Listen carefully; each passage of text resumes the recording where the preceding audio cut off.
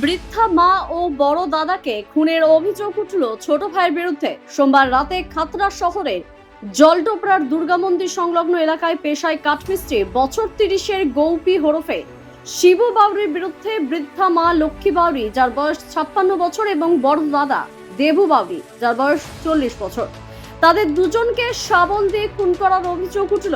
এই ঘটনায় ওই পরিবারের আরো 3 জন, মৃত দেবু বাউরির স্ত্রী মঙ্গলা বাউরি, তাদের অন্তঃসত্ত্বা মেয়ে শিখা বাউরি ও বিশেষ চাহিদা সম্পন্ন বোন সুলেখা বাউরিও আহত হয়েছেন।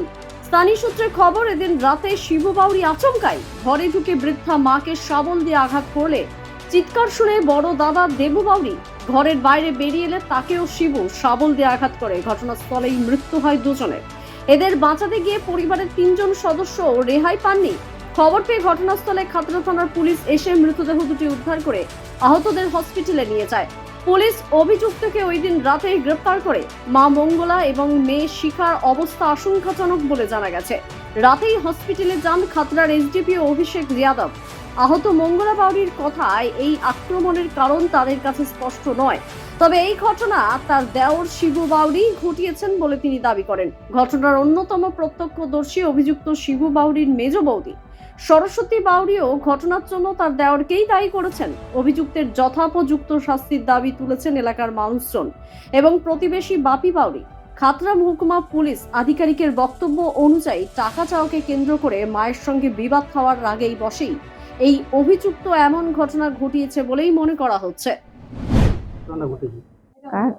গতকাল রাত্রির ঘটনাটা হচ্ছে কি, আমার দেওর মিস্ত্রি কাজ করে তো, ও এলো, এসে পর আমার শাশুড়িকে এক গড়াল দিলে, দিয়ে আমার শাশুড়ি কিছু বলে না, কি বলছে এবারটা তাহলে কড়াইটা নিয়ে আয় না, এখন তরকারিটা গরম করে দিয়ে, তরকারিটা গরম করতে দিয়ে এলো, দিয়ে আর আমার ঘর দিকে এলো, দিয়ে ঘর দিকে যাওয়ার পর কোন সময় ফক করে দিয়ে শাবলটা নিয়ে সবকার প্রথমে আমাকে মারলো, দিয়ে আমাকে মারতেই তো আমার মাথায় তো দিয়ে দিয়েছে, দিয়ে আমি একদম পড়ে গেছি।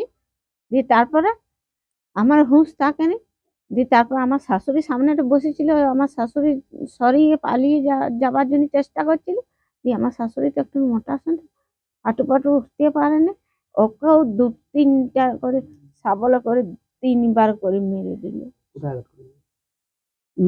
এই এই এইরকম জায়গার মাথার এই দিকটা, মুখটায় মরে গেছে। তারপর আমার স্বামীকে মেরে ফেলে দিয়েছে, আমি বুঝতে পারিনি ভাই, আমাকে তো মেরে ফেলে দিয়েছে। আমার যখন দিশে আসে তখন দেখছি আমার স্বামী একদম রক্তপাত হয়ে পড়ে আছে। এর আগে কি ঝামেলা করতে পারবে? না, আগে করতেও নাই, এখনো এরকম কেন করলে আমি জানি না।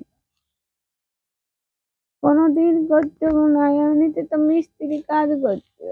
পরিবারের কোনো ঝামেলা চলছে? না সম্পত্তি নিয়ে কিছু? না এরকম কিছু নাই? না। আচমকাই কালকে ঘটনা ঘটেছে নাকি? আচমকাই ঘটনাটা ঘটিয়েছে। কাছে পুলিশ তুলে নিয়ে গেছে? হ্যাঁ, পুলিশ তুলে নিয়ে যায় না, আমার দেওর তুলে নিয়ে যায়, পুলিশের লকআপে দিয়েছে। দিদি কি হয়েছে ঘটনাটা? ঘটনাটা ঘটেছে মানে বাপি বাউরি যে আছে, কি হয়েছে ওর ছোট ভাই ওর মাকে আগে আগে ওর ভাসুরকে মেরেছে আর কি, মানে ওর দাদাকে মেরেছে, মাথায় একবারে শাবল দিয়ে এমন মেরেছে, মানে দুম দুম করে এক জায়গাতেই মেরেছে, দিয়ে সঙ্গে সঙ্গে ডেট। কিসে করে মেরেছে দেখলি? শাবলে। মানে কোনো মাথার গোলমাল আছে ওর? মনে হচ্ছে একটু আছে। কোনো ঝামেলা হয়েছিল বাড়িতে? সেরকম তো সেরকম বুঝতে পারিনি। আর আহত হয়েছে কারা? আহত হয়েছে 3-4 জন, হাসপাতালে ভর্তি আছে, একজনের অবস্থা খুব খারাপ। কোন জায়গায় এটা? এটা জলডবরা 138 নম্বর বুথ। কখন হয়েছে ঘটনাটা? ঘটনাটা হয়েছে কটা নাগাদ? 8টা 8:30। পুলিশ এসেছিল? পুলিশ এসছে। বডি নিয়ে গেছেন? কি চাইছেন আপনারা? আমরা বিচার চাইছি, যাতে ও কোনোদিন ছাড়া না পায়, যাতে ফাঁসি হয়। একটা রহস্যজনক অবস্থায় আছে, দুর্ঘটনা ঘটে গেছে একটা পরিবারে। একজন নাকি ওর মা ও দাদাকে মেরে ফেলেছে, মানে লোহা দিয়ে আঘাত করে সজোরে মেরে ফেলেছে, এরকম ঘটনাটা ঘটেছে। কিন্তু রহস্যজনক, কিভাবে ঘটলো না ঘটলো সেটা আমরা ধোঁয়াশার মধ্যে আছি, আতঙ্কিত অবস্থায় আছি কাল রাত থেকে। আমরা ঘটনা যখন নিয়ে চলে যাই পুলিশে, দেহ উদ্ধার করে, তারপরে গিয়েছিলাম, দিয়ে গিয়ে দেখি অনেক রক্তাক্ত অবস্থায় আছে আর কি, ঘরের বিভিন্ন জায়গায় বাসনপত্র থেকে শুরু করে ওলগচ্ছ অবস্থায় ছিল। জানতে তো এখনো বুঝতে পারছি না কিভাবে ঘটেছে না ঘটেছে। শুনলাম নাকি ওর ছেলে, ওই যে, ওর নামটা কি, গোপী বাউরি, ওর মাকে আর ওর দাদাকে আঘাত করে মেরে দিয়েছে। মাথা সজোরে আঘাত করেছে, এবং ওর পরিবারে অন্যান্য একটা হ্যান্ডিক্যাপ বোন আছে ওর, ওকেও মেরেছে, আর ওর বৌদি ওর ভাইজিকেও আঘাত করে, তারা চিকিৎসাধীন অবস্থায় খাতড়া হসপিটালে আছে। কতজন মারা গেছে ঘটনায়? দুজন মারা গেছে। কি দিয়ে আঘাত করেছিল? লোহার দণ্ড দিয়ে। যারা মারা গেছেন তবে অভিযুক্ত কে হয়? ওর ছেলে হয়, মানে যে মারা গেছেন, যে মেরেছে, ওর ছেলে মেরেছে ওর মাকে, ওর দাদাকে।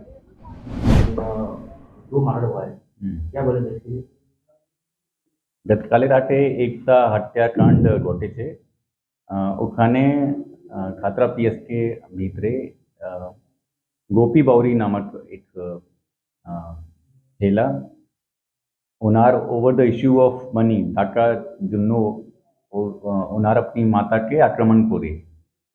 तो जो और लोग थे बीच में, जैसे कि ओनार मतलब दादा, बाऊदी और भतीजी, तीनों बीच में बचाने के लिए जब आए तो गोपी बाउरी ने उनके ऊपर भी अटैक किया। तो फाइनली जो माता लक्ष्मी बाउरी और दादा देबू बाउरी शेष हो गए, और दुई और जुनो शिखा और साधना बाउरी ओनार हॉस्पिटल छिलो। तो ओनार तो स्थिति स्टिल मतलब सेफ अभी बोला डॉक्टर ने। ये इंसिडेंट हुआ है। ঘটনা কি জন্য ঘটেছে কি জানতে পারা গেল? টাকার জন্য হ্যাঁ। এনা আমি ওখানে জিজ্ঞাসা করলাম কি আগেতে কোনো ফাইট হলো কি না হলো, বাট কোনো ইস্যু তো আমি পাই না। ওনার মৌসি भी मतलब बोली कि এটা फर्स्ट टाइम হলো कि over the issue of money, टाका मांगी, और माँ ने मना कर दिया। कुछ डिबेट हुआ, तो उस डिबेट में ये हो गया। কখন ঘটেছিল ঘটনাটা?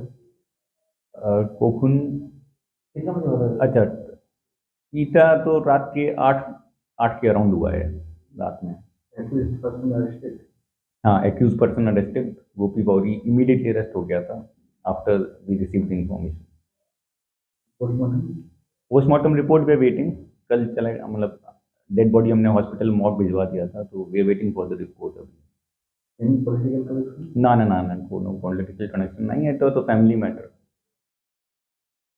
দ্য সহজ পাঠ, সহজ কথা, সঠিক তথ্য।